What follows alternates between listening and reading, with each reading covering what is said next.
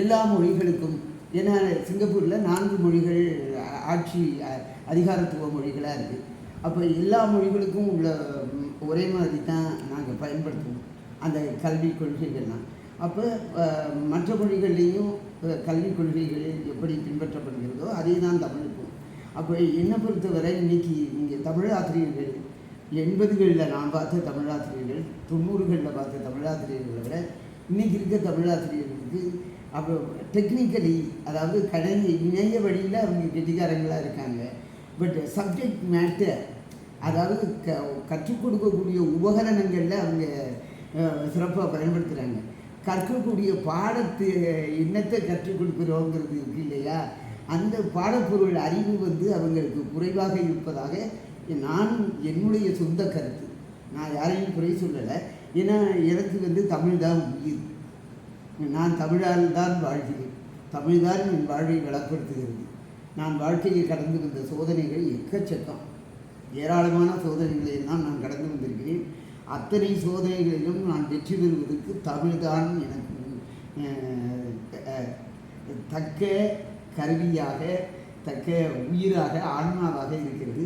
இன்றும் கூட எனக்கு இப்பொழுது வயது 72. ஆனால் நான் என்ன நினச்சிக்கிறேன் 27 வயசுக்கு அதை திருப்பி போட்டால் என்னென்னு அந்த அளவுக்கு உற்சாகம். ஏன்னா நான் எழுதி கொண்டும் படித்து கொண்டும் இருக்கிறேன். அதன் மூலமாக நான் மகிழ்ச்சியோடு இருக்கிறேன். தமிழ் இலக்கியத்திற்கும் தமிழ் மொழிக்கும் என்னை பாதுகாப்பாக வாழ வைக்கும் சிங்கப்பூருக்கும் நான் நன்றி உள்ளவளாக, என்னுடைய கடமையை செய்பவளாக நான் இருக்கிறேன். ஏன்னா இப்போ எனக்கு ஒரு காலத்தில் வேலையெல்லாம் போச்சு. ஏன்னா நான் ரொம்ப நேர்மையாக இருக்கிறதுனால என்னுடைய பதவியெல்லாம் பறிபோனது. அப்படி பதவி பறிபோனாலும் வாழ்வது எப்படி அப்படிங்கிற ஒரு கேள்வி வரும்போது நான் தமிழ் துணைப்பாட வகுப்புகள் எடுத்தேன். அப்போ தமிழ் துணைப்பாட வகுப்புகள் எடுக்கும்போது ஒரு வாரத்துக்கு 45 பிள்ளைங்களுக்கு எடுப்பேன். ஓடி ஓடி ஓடி போய் கற்றுக் கொடுத்தாலும், உட்கார்ந்து ஒரே இடத்தில் கற்றுக் கொடுத்தாலும் தமிழ் தான். அந்த தமிழ் தான் என்னை வாழ வைக்கிது.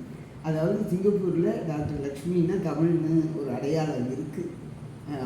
பெற்றோர்கள் மத்தியில் பிள்ளைகள், என்னுடைய மாணவர்கள்னால் நிறைய பேர் இன்றைக்கி ஆசிரியர்களாக இருக்காங்க. ஆனால் இன்று என்னென்னா படைப்பிலக்கிய துறையில் ஊரில் இருந்து வரவங்க நிறைய படைப்பிலக்கிய பரீட்சை குறிவைத்து எழுதுகிறார்கள். அவர்களுக்கு இலக்கிய தரம் என்பதெல்லாம் வேறு.